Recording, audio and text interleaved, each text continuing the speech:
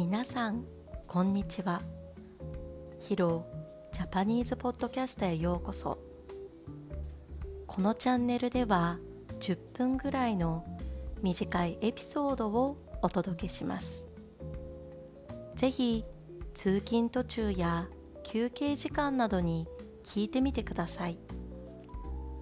今回のテーマはしっくりこないです。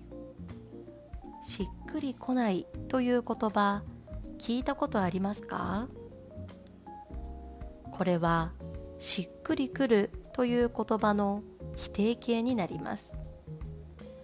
しっくりくるという言葉の意味は、自分の気持ちや感覚にぴったり合う、違和感がなくて納得できるということです。そうそう、これこれっていう感覚が来る感じです。それに対してしっくりこないの意味は、自分の求めているものとなんかちょっと違う、悪くはないんだけどどうも納得できないということです。そうそう、これこれっていう感覚が来ない感じです。微妙な違和感があるときに使います。日常でよく使われるのはしっくりこないの方ですので、しっくりこないについてこれから紹介していきます。日常でどういうふうに使うのでしょうか。3つ例文を紹介します。1つ目、新しいソファーを見て回ったけど、色も形も悪くないのになんだかしっくりこない。新しいソファーを買いたいと思っています。日本でソファーを買う場合、IKEA やニトリに行くことが多いです。そういうお店に行って新しいソファーを見て回っているんですが、色や形どれも条件的には合っているし悪くないんですが、自分のイメージするこれこれっていう感じではないということです。2つ目、翻訳アプリの日本語、意味は合ってるんだけどしっくりこない。韓国でよく使われる翻訳アプリはパパゴですよね。私もパパゴを使っていますが、韓国語を日本語に訳す際にだいたい自然な日本語で出てくるのですが、ただちょっとこの日本語はこの文章に合わないなっていう時があります。そういうふうに日本語の意味としては合っているんですけど、文脈的には少し変、微妙に違う感じ、そういう時にしっくりこないです。3つ目、友達がいろいろアドバイスしてくれたけどどれもしっくりこない。友達にある相談をしました。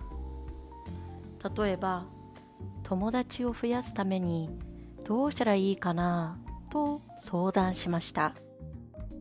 いろんな場所に行ってみたらいいんじゃないとか、 SNS を使って探してみたらというふうにいろいろアドバイスをくれました。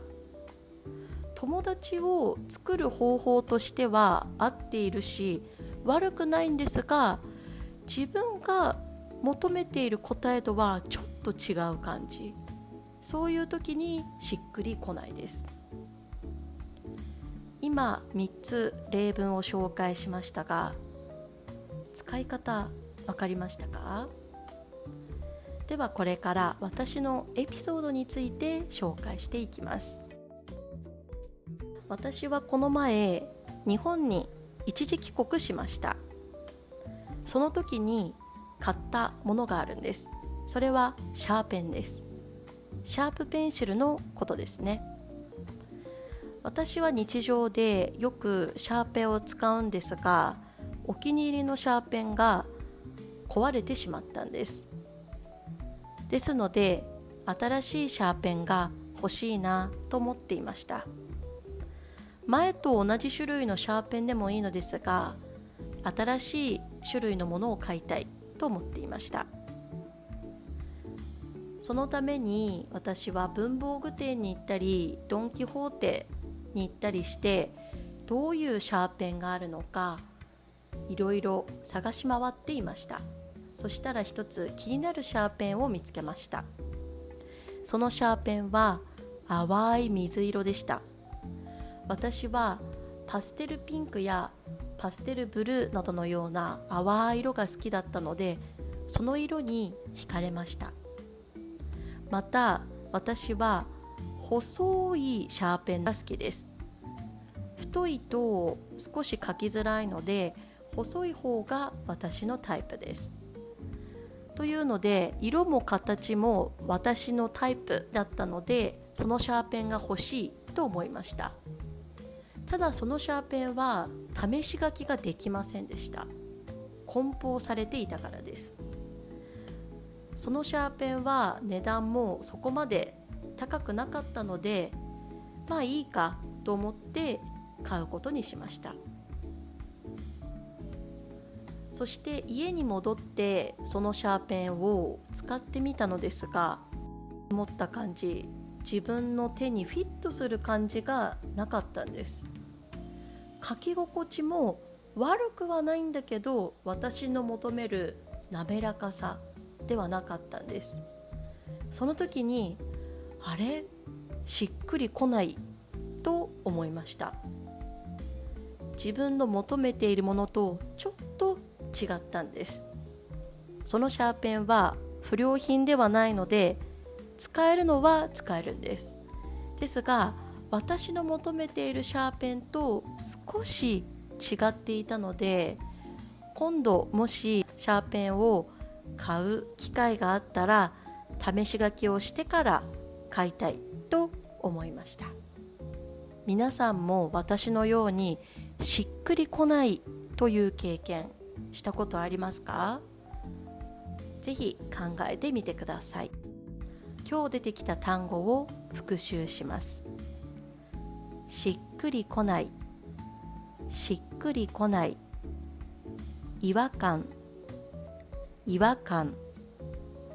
納得する、納得する。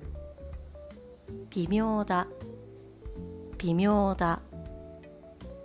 今日の動画はここまでです。また次の動画でお会いしましょう。バイバーイ。